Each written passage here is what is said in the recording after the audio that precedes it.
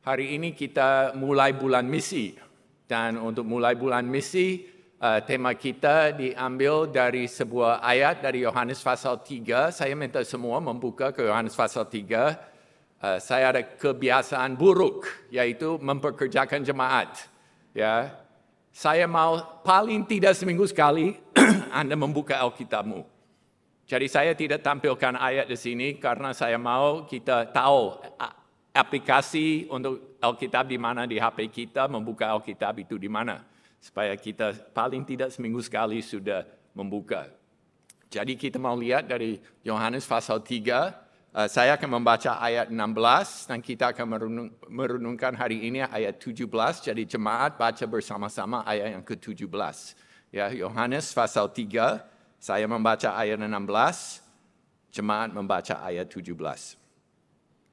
Karena begitu besar kasih Allah akan dunia ini, sehingga ia telah mengaruniakan anaknya yang tunggal supaya setiap orang yang percaya kepadanya tidak binasa, melainkan beroleh hidup yang kekal. Bersama-sama. Sebab Allah mengutus anaknya ke dalam dunia, bukan untuk menghakimi dunia, melainkan untuk menyelamatkannya oleh Dia. Marilah kita berdoa. Tuhan, kami berdoa dan bersyukur kepadamu karena Engkau telah mengutus anak-Mu ke dalam dunia ini. Dan melalui kedatangan anak-Mu, kami telah diberi hidup yang kekal. Oleh sebab itu Tuhan, pada saat kami merenungkan firman-Mu, memikirkan besarnya karya Allah di atas salib untuk kami, kiranya Engkau akan menolong kami menjadi jemaat yang seiringi dengan hati-Mu bagi dunia ini. Dan kami mau menjadi jemaat yang semakin hari semakin setia menjalankan kehendak-Mu. Kami serahkan waktu ini di dalam tangan-Mu, kiranya Engkau berkenan untuk berkati ibadah kami bersama. Dalam nama Tuhan Yesus kami berdoa. Amin. Ya. Saya bersyukur untuk undangan hari ini kepada Musa dan gereja di sini yang telah mengundang saya untuk minggu pertama bulan misi di gereja ini. Bulan misi penting untuk kita sebagai jemaat Tuhan karena kita perlu fokus. Sepanjang tahun ada siklus, anak masuk sekolah, anak libur Natal, kemudian anak ada libur semester, ada libur summer dan lain sebagainya. Dan sepanjang tahun kita ada siklus di dalam usaha, siklus di dalam kehidupan kita. Di dalam kehidupan gereja perlu ada siklus. Siklus untuk membantu kita sebagai jemaat memikirkan prioritas. Dan kita berhenti sejenak dari segala siklus Natal, Paskah, kenaikan Kristus, dan lain sebagainya untuk berhenti sejenak dan memikirkan apa? Mengapa ini semua? Mengapa ada upacara-upacara gereja? Mengapa kita perlu sebagai jemaat Tuhan beribadah bersama? Dan menjalankan iman kita bersama-sama di dalam dunia ini. Maka hari ini kita akan melihat kembali di dalam satu ayat. Yohanes pasal 3 ayat 17. Yang memberitahu kenapa Yesus mengutus anaknya. Ayat ke-16 mungkin ayat yang paling familiar oleh semua dari seluruh Alkitab. Banyak orang bahkan sudah hafal. Kalau kita nonton sepak bola, biasanya ada orang yang duduk di situ pakai sign yang bisa dilihat di kamera. Yohanes 3 ayat 16. Supaya orang mungkin Google, membuka di HP, baru mereka apa? Dengar Injil. Dengar bagaimana Allah menyelamatkan. Ayat 16 menolong kita untuk tahu cara bagaimana Allah menyelamatkan. Tetapi ayat ke-17 penting juga. Hanya biasanya orang selesai baca yang ke-16, sudah cukup. Tidak perlu lanjut.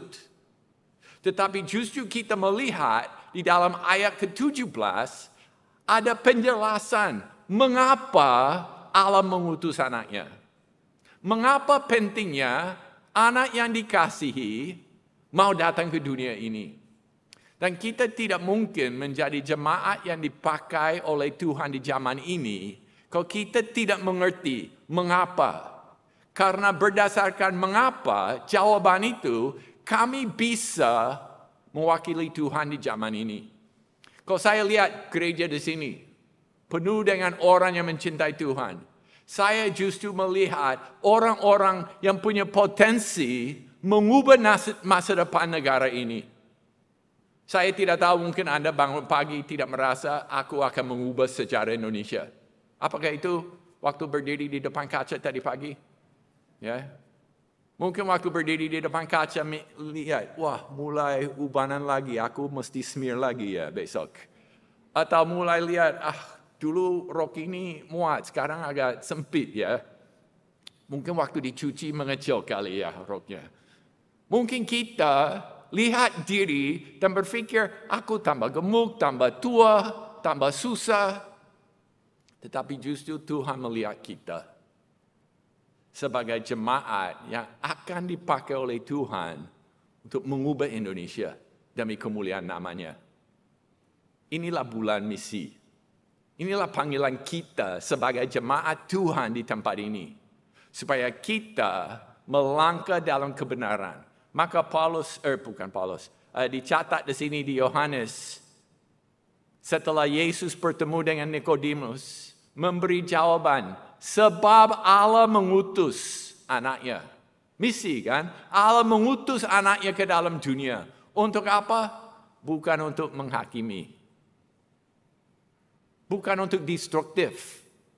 Memang Yesus akan datang kedua kali menghakimi. Tetapi kali ini Yesus menjelaskan kedatangan. Maksud dari kedatangan dia adalah apa? Bukan untuk menghakimi dunia, melainkan untuk menyelamatkannya oleh dia. Nah, di sinilah kita lihat. Mengapa Yesus datang? Maka kalau kita mau merenungkan ayat ini, hari ini hanya ada 2 poin yang saya mau kita merenungkan. Allah yang bermisi. Allah yang bermisi mulai dengan satu fakta. Allah yang bermisi dilihat dari seluruh cerita Alkitab.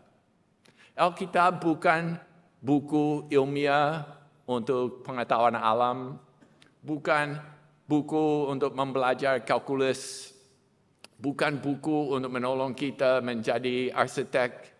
Alkitab adalah buku untuk memberitahu kepada kita mengapa dunia kita jadi seperti ini. Dan apa yang menjadi harapan satu-satunya untuk dunia ini. Kalau gereja tidak bisa menjawab ini, gereja tidak punya jawaban apapun untuk dunia kita. Kalau gereja sudah hilang suara untuk menjawab pertanyaan, mengapa dunia ini menjadi seperti ini dan menuju kemana, gereja ini tidak mungkin melayani di zaman ini seperti telah ditempatkan oleh Tuhan. Maka cerita Alkitab yang harus dijawab oleh kita mulai dengan penciptaan. Bahkan di dalam Yohanes 3 dikatakan Allah mengasihi dunia. Allah mengutus anaknya ke dalam dunia. Allah dan dunia. Allah dan dunia. Di sini kita lihat 2 fakta tentang penciptaan. Satu, ada Allah yang kekal. Nah, dunia ini bingung. Dunia ini tidak tahu ada Allah atau tidak. Dan Allah itu ada, apakah itu kekal atau tidak. Waktu kita lihat seluruh alam semesta, sebenarnya hanya ada 3 kemungkinan. Diciptakan oleh Tuhan, tidak ada pencipta, atau diciptakan oleh kita. Hanya ada 3 kemungkinan. Nggak ada pilihan lain. Dunia ini berkata, wah, berarti keluar dari tidak ada menjadi ada. Itu luar biasa. Coba kalau anak-anak di sini mau bikin PR, main game aja semalaman. Terus kalau orang tua bilang, kok main game? Kenapa nggak bikin PR-mu? Ya nanti dari yang tidak ada, besok pagi ada. Kan kita sebagai orang tua, semua orang tua tahu itu konyol. Kalau anak tidak mengerjakan, jangan harap ada. Tetapi kalau manusia yang sudah belajar, ambil S1, S2, S-Teller, ST, ini semua S diambil oleh kita, kok tiba-tiba melihat fakta mengenai iman, kok otak kita nggak jalan lagi. Dunia ini ada. Dari mana? Ya tiba-tiba ada. Mustahil kan? Dan tidak mungkin manusia menciptakan ini, karena setiap kali ada badai kita merasa tidak berdaya. Kalau manusia tidak berdaya, mana mungkin manusia menciptakan sesuatu yang jauh lebih besar, jauh lebih berkuasa daripada mereka.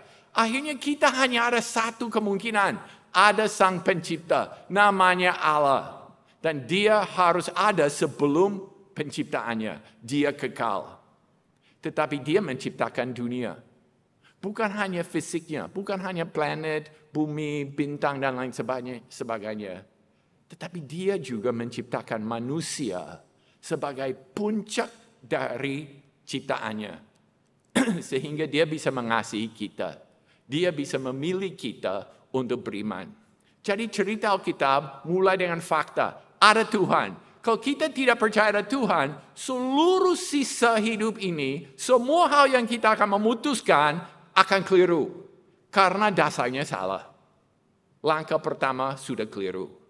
Yang kedua kita lihat dari cerita ini adalah manusia yang diciptakan oleh Allah, oleh puncaknya jatuh di dalam dosa. Ini punya dampak besar buat kita. Untuk bulan misi, ini punya dampak yang sangat besar dan harus dipertimbangkan oleh kita. Mengapa? Dunia ini sudah rusak. Dunia ini netral, tidak netral. Banyak saya bertemu orang yang berpikir dunia ini netral. Ada baik, ada tidak. Setiap orang bisa pilih. Banyak manusia berpikir, aku sudah pada dasarnya oke. Sekarang waktu diinjili, saya akan memilih. Apakah saya yang oke mau menjadi pengikut Yesus? Atau saya yang oke mau menjadi anti Yesus? Banyak sekali orang yang saya bertemu dari Indonesia, dari ujung ke ujung. Selama puluhan tahun berpikir pada dasarnya saya oke saja. Tetapi Alkitab memberi gambaran yang berbeda kepada kita. Bukan hanya bahwa kita tidak oke, kita rusak total. Kita rusak total.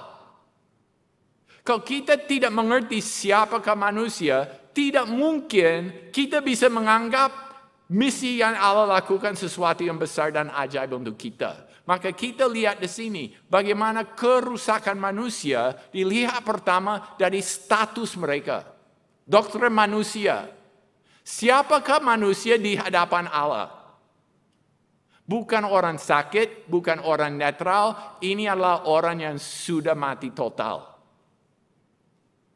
Mulai dari kelahiran. Saya 2 bulan lagi jadi kungkung, ya. Percaya nggak percaya, saya nggak tahu. Cuma karena kelihatan masih muda sekali ya. Kalau mau muda terus, jangan lihat wajahmu, ya. Jadi saya masih ingat saya umur 25, nggak pernah lihat kaca selama 50 tahun ya, jadi muda terus kan. Nah ini, saya masih pikir saya muda, tapi 2 bulan lagi saya jadi kungkung. Nah, kami minggu lalu ada pemberkatan untuk anak yang dikandung. Ya. Kemudian saya bawa firman, dan dalam firman yang saya bawa untuk anak saya, suaminya, dan cucu saya berkata, ada sesuatu yang penting dari anak ini di kandungan. Satu kebersamaan anak ini dengan saya.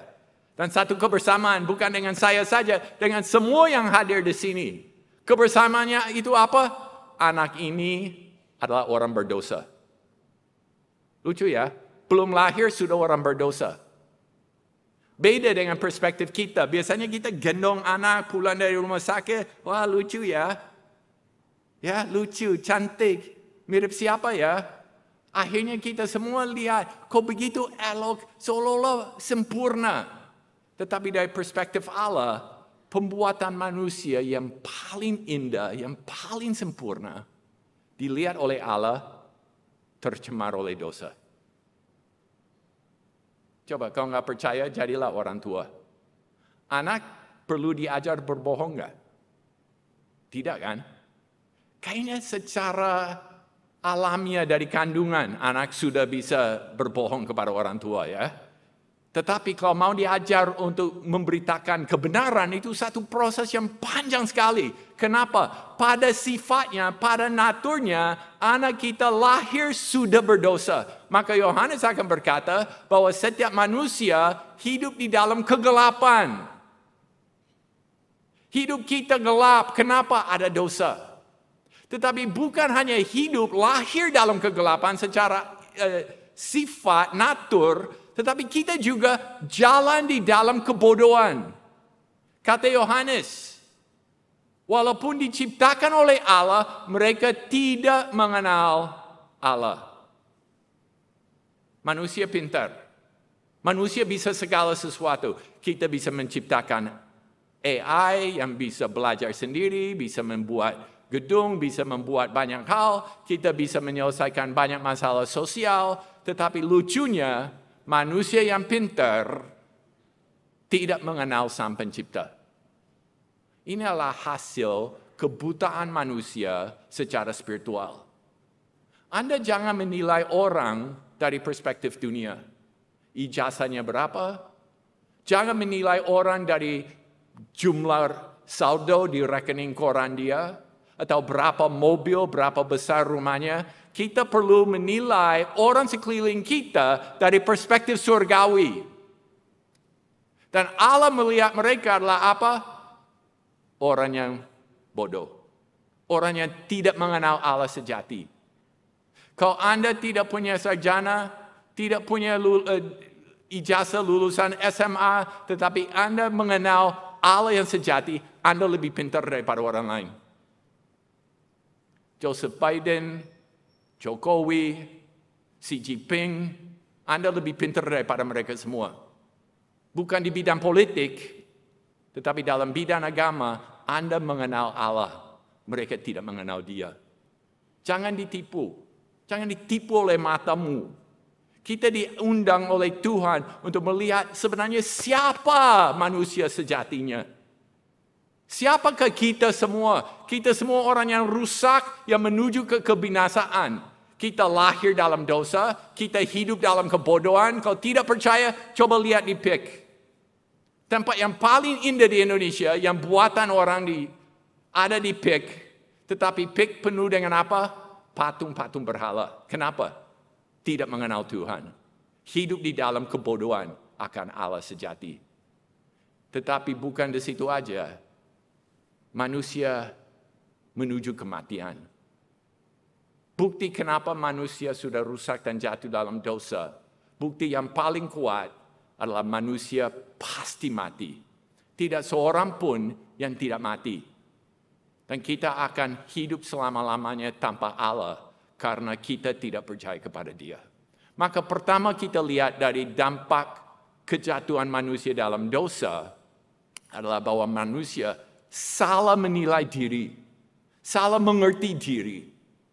Tidak mungkin mencari obat kalau belum teridentifikasi penyakitnya apa. Tetapi ada dampak yang kedua, yaitu akal mereka sudah menjadi cacat. Jadi bukan saja bahwa hidup mereka sudah rusak dan mereka salah menilai diri, tetapi salah satu konsekuensi adalah akal mereka juga cacat dan mereka salah menilai Allah. Salah menilai Allah. Doktrin manusia salah, doktrin Allah juga salah. Kenapa? Karena kita lebih percaya diri daripada percaya Allah. Allah telah memberitahu kepada kita siapakah Dia. Tetapi manusia masih merasa bahwa dia lebih pintar daripada Allah. Itu adalah bukti bahwa akal kita sudah cacat.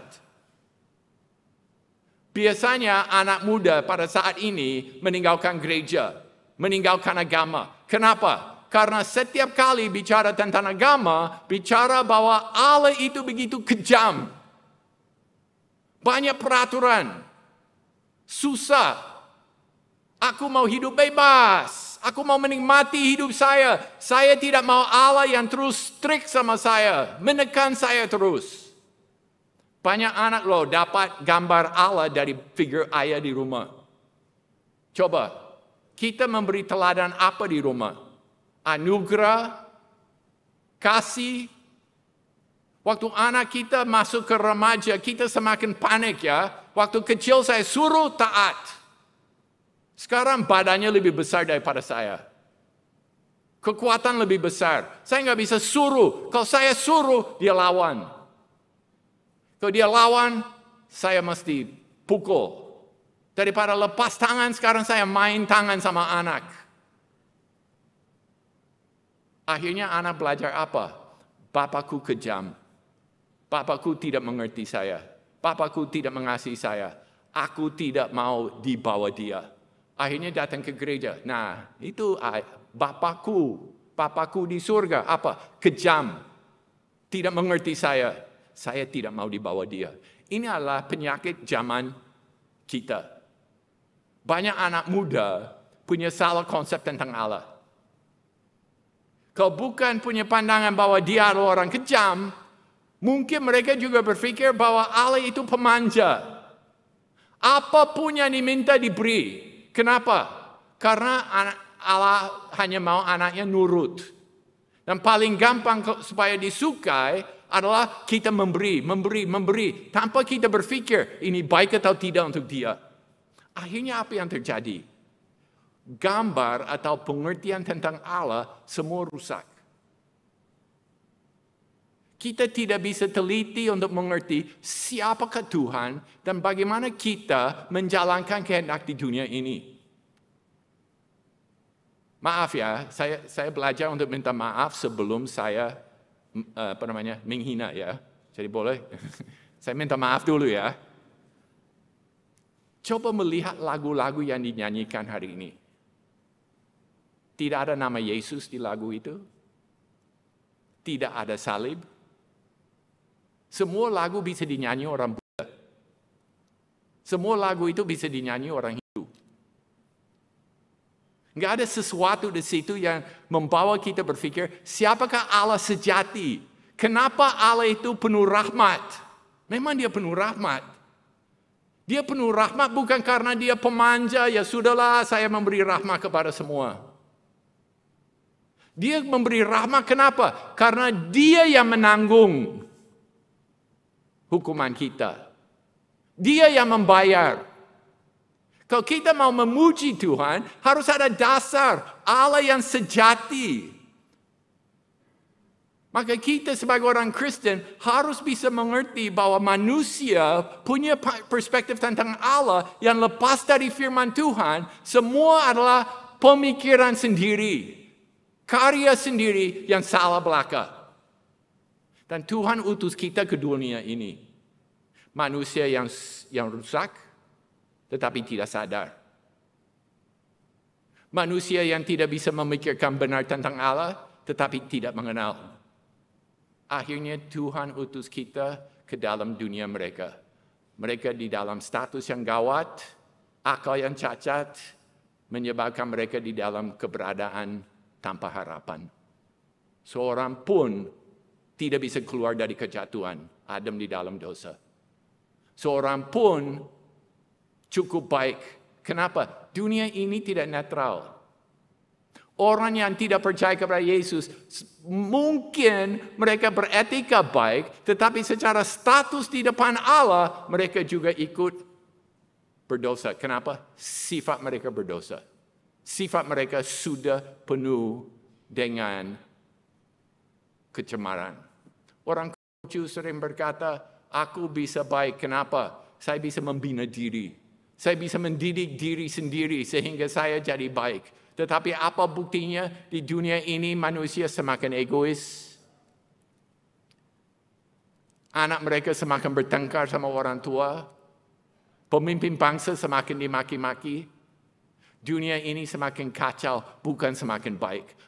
Ajaran tidak ada jawaban untuk memperbaiki masyarakat di sini dan masa depan bangsa.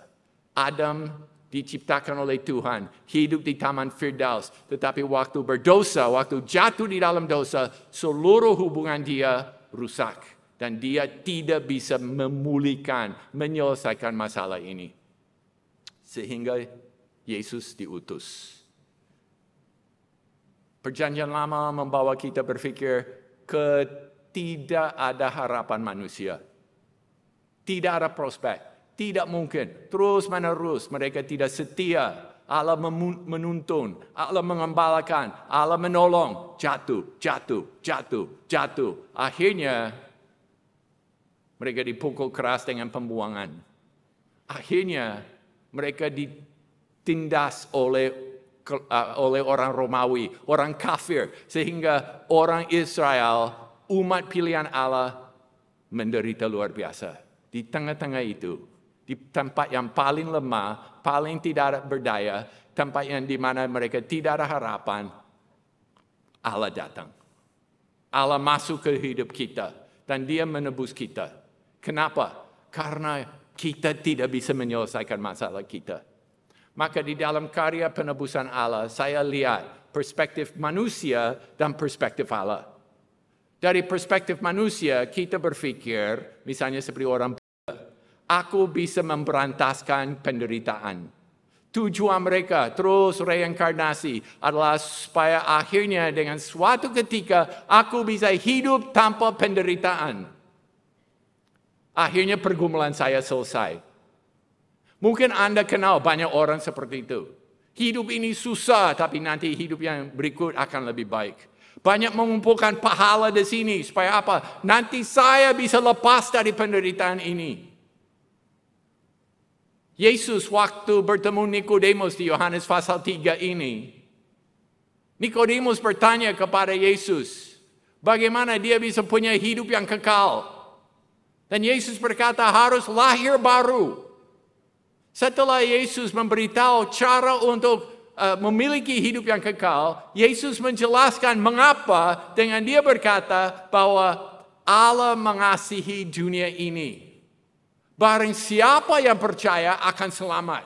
Waktu Nikodemus dengar itu, mungkin dia kaget luar biasa. Karena di sini kita lihat orang Yahudi ditindas, menderita di bawah tangan orang kafir.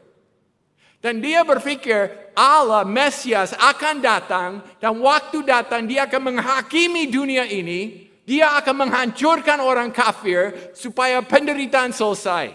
Itu harapan orang Yahudi. Banyak harapan orang sekeliling kita supaya penderitaan itu juga diberantaskan, dihabiskan, supaya tidak harus capek terus reinkarnasi.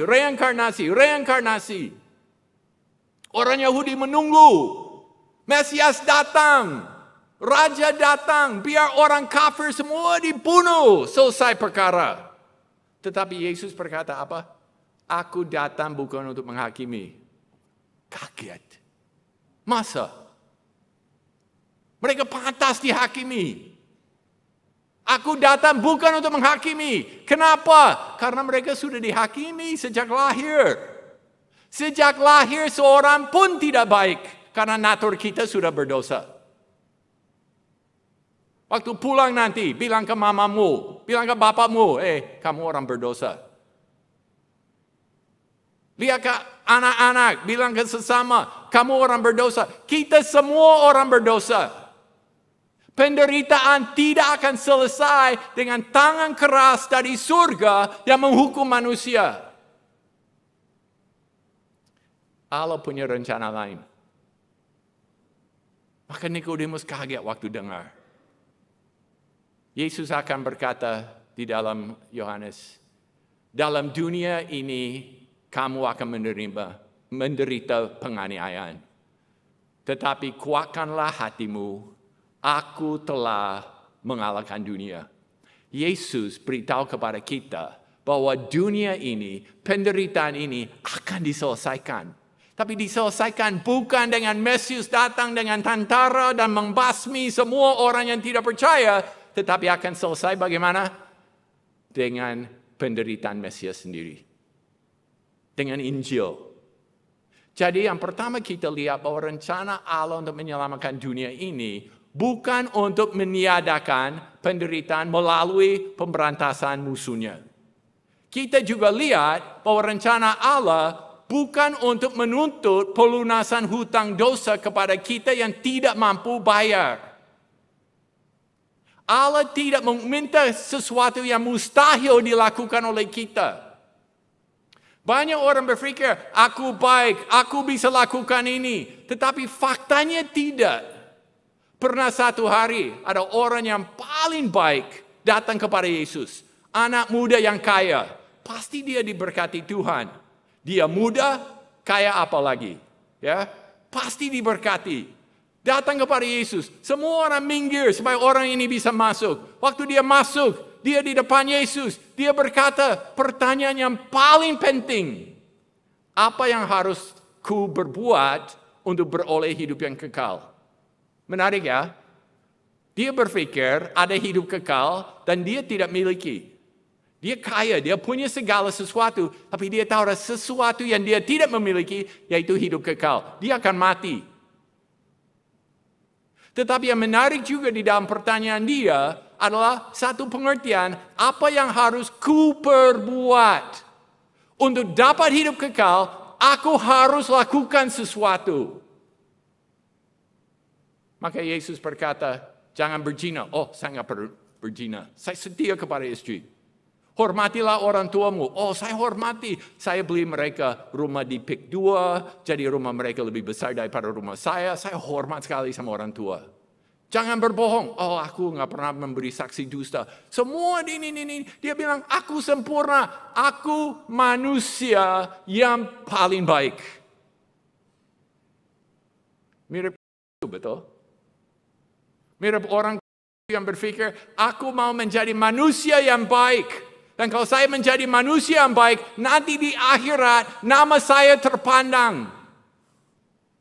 Tetapi apa yang Yesus katakan? Ada masalah yang bukan di tingkah lakumu, tetapi di hatimu. Jualah semua uangmu, berilah kepada orang miskin, dan mengikut aku. Dan orang itu pulang dengan sedih. Kenapa? Dia sangat kaya dan lebih mengasihi uang daripada mengasihi Tuhan. Dia tidak bisa menilai apa yang akan membawa dia ke dalam kekekalan, yaitu Yesus. Dan dia masih memilih diri daripada memilih Yesus. Yang menarik, pasal berikut, Yesus dengan Zakheus. Zakheus orang yang paling jahat di seluruh Israel. Pasal 18, orang kaya yang muda, orang yang paling baik. Sekarang, Yesus pergi ke rumah orang yang paling jahat, Zakheus. Dan di rumah Zakheus, apa yang dia berkata? Hari ini kamu menjadi anak Abraham. Dan Zakheus membagi uangnya kepada orang yang ditipu oleh dia, di mana dia curi uang mereka, dia bagikan semua kembali. Dan Yesus berkata, hari ini keselamatan datang ke sini. Coba perhatikan. Manusia yang paling jahat bisa selamat, manusia paling baik tidak. Kenapa? Hati mereka. Bukan karena kebaikan kita, kita akan selamat. Banyak orang sekeliling kita di sini berpikir, kalau aku menjadi orang beretika, orang bermoral, hidup saya baik. Dan mungkin, bukan mungkin, banyak yang lebih baik daripada saya. Mereka membandingkan diri, lihat aku lebih baik daripada kamu. Kalau kamu Kristen, saya nggak perlu. Karena etika saya lebih baik. Kalau pendeta begini, wah aku lebih baik daripada pendeta. Saya kasih tahu ya, Anda hidup lebih baik menjadi orang yang beretika lebih tinggi daripada pendeta. Itu bukan sesuatu yang perlu dibanggakan.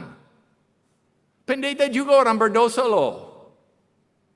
Masalahnya, penilaian kita bukan saya dibanding kamu. Penilaiannya saya dibanding Allah. Adam lama di Firdaus. Setiap hari bersama dengan Tuhan. Satu kali dia berdosa, dibuang. Tidak ada jalan kembali. Maka Allah mengutus anaknya ke dalam dunia ini. Allah mengutus anaknya ke dalam dunia ini. Mengapa? Tidak ada cara lain agar manusia diselamatkan. Hopeless. Hopeless. Hanya yang beriman kepada Kristus. Maka kita lihat karya Allah yang menyelamatkan. Allah yang bekerja. Rencana Allah adalah untuk datang mencari dan menyelamatkan. Manusia tidak bisa. Adam waktu berdosa dia umpetin. Dia menyembunyikan diri. Dia tahu dia malu, dia membuat baju dari dedaunan. Kenapa? Karena ini usaha dia untuk membereskan masalah dosa dia. Tetapi firman berkata, hanya melalui korban. Hanya cara Allah yang akan menyelamatkan manusia. Maka Kristus datang ke dunia ini mencari. Allah mengasihi, Kristus menjadi korban, Roh Kudus menggugah hati orang dan mereka percaya. Maka kita lihat bulan misi mulai dari hati Allah sendiri, di mana ada ciptaan, kejatuhan, penebusan, tetapi pemulihan. Tadi quartet nyanyi bagi kita, bagaimana kita menjadi ciptaan baru. Ini sesuatu yang penting buat kita semua. Kenapa? Karena Allah tidak hanya menyelamatkan, bawa kita masuk ke surga dan menjadi pembantu di pojok. Kita diberi status yang baru, identitas yang baru. Dan untuk menikmati ini, perlu kita sadar bahwa semua konsekuensi dari kejatuhan dibalikin oleh Tuhan. Dipulihkan oleh Dia, supaya kita kembali ke posisi semula. Begitu besarnya rencana Allah. Waktu kita percaya beberapa hal terjadi di dalam diri kita. Pertama, kita punya hutang dosa dihapus. Dan kesalahan dosa ikut terhapus. Kita tidak mungkin menghapus kesalahan kita. Kita tidak mungkin mengubah catatan di surga mengenai tingkah laku kita. Tetapi apa yang terjadi adalah Allah menggantikan dosa saya dan kesalahan dosa saya dengan kebenaran Kristus. Jadi waktu Kristus mati, semua kebenaran Dia dipindahkan ke saya. Dan semua kesalahan saya dipindahkan kepada Kristus. Itu adalah penebusan. Sehingga waktu Kristus mati di kayu salib, Dia mati dalam kegelapan. Allah berkata kepada Yesus, engkau najis, engkau berdosa, engkau jijik, aku benci kamu. Kenapa? Karena waktu Kristus disalib, Dia lihat dosa kita. Tetapi sebelumnya, selama Kristus melayani, Allah selalu berfirman dari surga, betul? Inilah anakku yang kukasihi. Inilah anakku yang kukasihi. Tetapi waktu itu, anak yang dikasihi oleh Bapa, sekarang disalib, dihakimi, dikutuk. Dan Allah tidak bisa memandang dia lagi. Kenapa hal itu terjadi? Karena ada penukaran yang besar. Dosa saya ditimpakan kepada Kristus. Allah berkata, kamu jijik, kamu najis, aku akan menghakimi kamu. Semua kebenaran Kristus sekarang dipindahkan kepada kita. Dan dari surga Allah melihat kita dan Dia berkata apa? Inilah anakku yang kukasihi. Saya hanya bisa dengar kalimat itu dari mulut Allah karena Kristus siap untuk menerima kutukan saya. Allah memulihkan kesalahan, rasa salah. Kita orang yang seumur hidup bisa dibelenggu oleh rasa salah. Karena saya pernah berdosa. Tetapi waktu saya menerima Kristus, rasa salah itu dibuang oleh Allah. Catatan itu dicoret. Tidak ada lagi di situ. Saya sekarang lepas dari kuasa iblis. Kebenaran Kristus diberikan kepada saya sehingga sekarang setiap hari saya bisa berhadapan dengan Tuhan dan selama-lamanya menikmati persekutuan dengan Dia. Keadaan Adam di Firdaus dipulihkan. Begitu besarnya kasih Allah bagi kita. Sekarang kita masuk ke dalam bulan misi. Bulan misi mulai dengan Allah yang bermisi. Buktinya dari cerita Alkitab. Allah yang bermisi dari cerita Alkitab. Jemaat yang bermisi dilihat dari mana? Jemaat yang bermisi dilihat dari respons mereka. Respons mereka kepada apa yang Allah lakukan. Kalau kita mengerti apa yang Allah lakukan untuk kita yang tidak mungkin melakukan, harus itu mengubah kita untuk menjalankan kehendaknya di dunia ini. Langkah pertama adalah orang bertobat. Saya tahu banyak remaja di gereja kita, dari kecil ikut sekolah minggu, mungkin hanya 10-20% yang sudah ada penjumpaan dengan Tuhan dan lahir baru. Mungkin di sini, di ruangan ini, yang ikut ibadah pagi ini. Mungkin di sini adalah orang yang berpikir, aku ke gereja kenapa saya orang baik? Aku berhasil, hidup saya diberkati, semua memperlihatkan aku sudah bisa semua. Tetapi hari ini Allah berkata, jangan menipu dirimu lagi. Jangan berpikir salah tentang dirimu dan jangan lagi berpikir salah tentang Allah. Allah memaafkan dosa kepada orang yang berseru dan minta kepada Dia. Yang mengasihi Allah di dalam hati bukan mengasihi uangmu.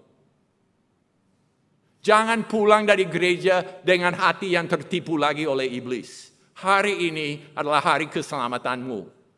Serahkanlah dirimu kepada Dia. Berkata, aku mau ikut Yesus. Kenapa? Hanya Dia yang sungguh mengerti siapakah saya. Dan hanya Dia yang dengan tuntas membereskan masalah hidup saya. Banyak orang ke gereja, pulang nggak pernah bawa Yesus. Banyak orang ke gereja, keluar berpikir, aku sanggup, aku bisa semua. Tetapi seperti orang muda yang kaya, pulang dengan tangisan. Karena dia menolak Yesus. Jangan itu menjadi gambar dari kita semua di sini. Nikodemus, saya kira dia bertemu Yesus, dia kaget luar biasa. Yesus berkata kepada Nikodemus, kamu harus lahir baru. Lahir baru? Kenapa saya harus lahir baru? Saya guru besar, saya orang beretika, aku sudah jalankan semua hukum Allah, aku paling semangat untuk Tuhan. Kenapa saya harus selamat? Kalau tidak lahir baru tidak mungkin selamat, kata Yesus. Kenapa? Karena begitu besar kasih Allah akan dunia ini sehingga Dia mengaruniakan anaknya yang tunggal supaya setiap orang yang percaya kepadanya tidak akan binasa, melainkan memperoleh hidup yang kekal. Di sini kita lihat satu fakta. Barang siapa yang percaya. Nikodemus berkata, aku baik. Aku baik. Mereka tidak baik. Aku mungkin dipilih Tuhan, mereka pasti tidak. Mungkin di gereja kita, di keluarga kita, banyak orang yang berpikir, aku baik, mungkin saya dipilih. Mereka pasti tidak dipilih. Tetapi dengar kalimat Yesus hari ini. Barang siapa, siapapun di sini, boleh datang. Boleh menerima keselamatan. Karena di luar Kristus tidak ada. Nikodemus berpikir, orang dipilih Yesus adalah orang beretika. Yesus berkata tidak. Setiap orang bukan binasa, tetapi dapat hidup yang kekal. Yang kedua, orang yang mengerti Injil, orang yang punya hati untuk Allah, adalah orang yang menyembah Allah. Di depan takhta Allah di kitab Wahyu pasal ke-5, kita lihat penyembahan selama kekekalan. Dan orang di depan takhta Allah selama-lamanya menyanyi apa? Puji dan hormat kepada anak domba yang disembelih. Di dalam kekekalan, orang menyembah Allah. Kenapa? Karena dia menjadi korban penebusan. Ini adalah bukti atau karya Allah yang paling besar. Sehingga itu menjadi fokus semua penyembahan. Itu sebabnya di belakang saya ada salib. Ini sebabnya kita merayakan setiap minggu mengenai Kristus, kematiannya, kebangkitannya. Ini sebabnya hari ini ada perjamuan kudus. Mengapa? Kita mengingat terus. Karena ini adalah isi penyembahan sejati. Bahwa Allah datang, Allah mencari, Allah menyelamatkan. Dan yang ketiga, jemaat yang bermisi adalah jemaat yang bersaksi. Jemaat yang keluar dan melihat sekeliling mereka. Cornelius percaya kepada Yesus. Langsung dia lakukan apa? Dia mengumpulkan seisi rumah untuk dengar Injil. Karyawan dia, keluarga dia, orang tua dia, kenal-kenalan dia. Semua dia bawa untuk apa? Mendengarkan firman Tuhan. 2 minggu lagi kita ada peluang untuk mengajak orang datang mendengarkan firman Tuhan. Jangan sia-siakan momen Tuhan di mana gereja ini dipakai untuk bersaksi. Tetapi jangan juga sia-siakan tanggung jawab masing-masing. Masing-masing dipanggil untuk jadi saksi. Saya habis pelayanan di GKI Pluit. Ada seorang tinggi, besar badannya. Saya rasa namanya Goliat ya. Jadi dia datang tinggi besar badannya, diiringi seorang wanita yang pendek dan tua. Jadi ada yang tua, kecil, dibawa oleh anak muda yang badannya gede. Saya pikir kok aneh sekali. Dia besar, Chinese. Dia pendek, pribumi. Kok lucu. Dibawa, maju ke depan bertemu saya. Terus anak muda ini bicara sama saya.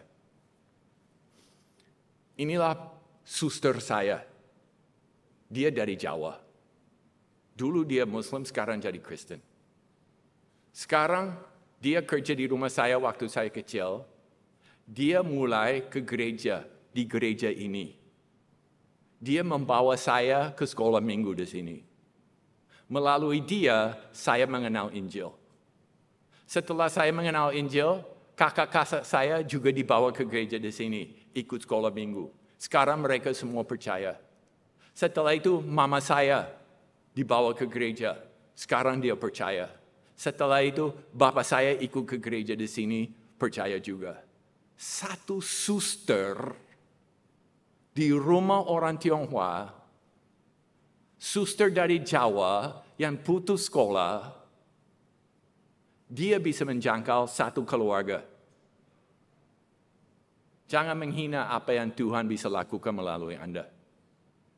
Jangan rasa aku badan besar.